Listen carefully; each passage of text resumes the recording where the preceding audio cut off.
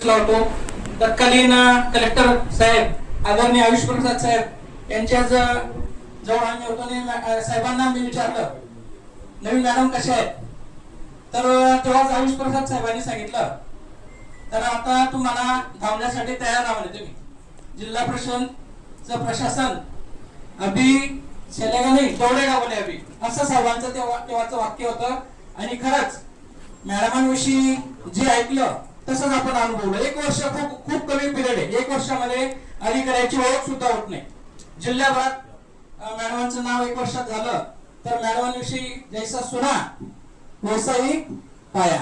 मी तर म्हणेल जैसा सुना उससे बेहतर पाया. एक वर्षाच्या पिरियड मध्ये आपण कामकाज पाहिलं मॅडमांचं. तर नुकतीच मॅडमांची पोत्रा इथं जी बदली झाली तर इथे आपल्याकडे फक्त एक जिल्हा होता त्यांचा, जळगाव जिल्हा. तर आता पूर्ण महाराष्ट्र त्यांच्याकडे आता मॅडमांकडे 21 जिल्हे. म्हणजे कामकाज त्यांच्या कामाची दखल शासनाने घेतली आणि एक जिल्हा नाही तर मॅडम तुम्ही 21 जिल्हे सांभाळा अशी शासनाने फार मोठी जबाबदारी आदरणीय मॅडम यांच्याकडे सोपवली आहे. मॅडमांच्या व्यक्तिमत्वापासून एक गुण मला घ्यावासा वाटला, how to take decision within the most appropriate decision within few seconds. सर्वाधिक योग्य निर्णय तोही तात्काळ विदिन फ्यू सेकंड्स कसा घ्यायचा हे मी आदरणीय मॅडमांपासून शिकलो.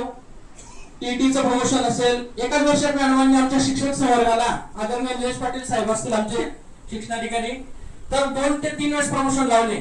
संघटनेत काम करत असताना आमचा सर्वाधिक बरा प्रमोशनला असतो, सर्व संघटनांचा असतो. आपण तर आहेत, आपल्याला काय 500-1000 रुपये वाटतील, परंतु आपली जी जागा रिक्त होणार आहे उपशिक्षकाची त्या जागेवर माझा जो लहान बंधू आहे डीएड बीएड बेरोजगार, त्याला कुठेतरी संधी मिळेल, नोकरीची संधी मिळेल,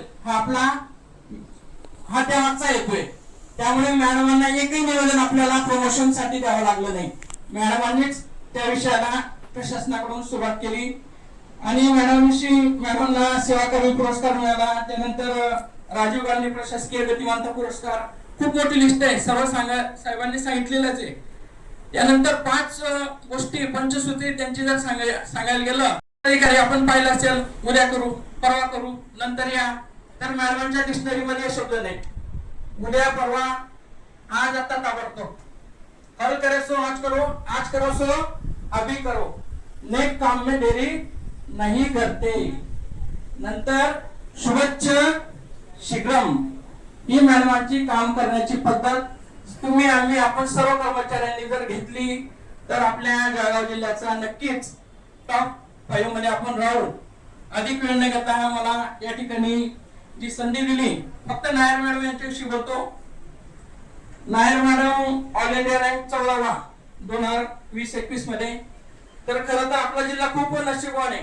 आपल्याकडे जे अधिकारी येतात टॉप 50 मधले येत आहे. त्यामुळे इतर जिल्ह्यांपेक्षा आपल्याला खूप चांगले अधिकारी मिळत आहे. त्यामुळे कर्मचारी म्हणून आपली सुद्धा तेवढीच जबाबदारी आहे. आणि संघटनेत काम करत असताना आम्ही जे पत्ते पाडले आजपर्यंत एकही चुकीचं काम आमचे अधिकारी अडचणीत येतील असं आजपर्यंत आणलेलं नाही आणि याच्या पुढेही आणणार नाही. जे योग्य असेल, जे नियमाने होत असेल, पूर्ण महाराष्ट्रात होते आमच्याकडे करा, हीच आमची मागणी असते.